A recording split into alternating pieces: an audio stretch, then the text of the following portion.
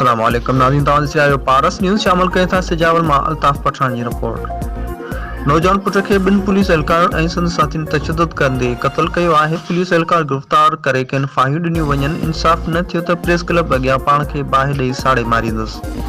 गुज़िरियल 2 सालनि खां मुख़्तलिफ़ शहरनि में नौजवान पुट जा क़ातिल गिरफ़्तार न थियण जे ख़िलाफ़ मीरपुर बटोरो जे रहवासी सुल्तान चांडियो प्रेस क्लब सिजावल पहुची मुंहुं मथां पिटींदे साफ़ ई नालो दाहींदे हिन चयो त मुंहिंजे नौजवान पुट नवीद चांडियो खे मीरपुर बटोरो पुलिस स्टेशन जे 2 पुलिस एहलकारनि अकबर ज़ौर असगर खडो ऐं संदसि साथियुनि बेगुनाह क़त्ल कयो।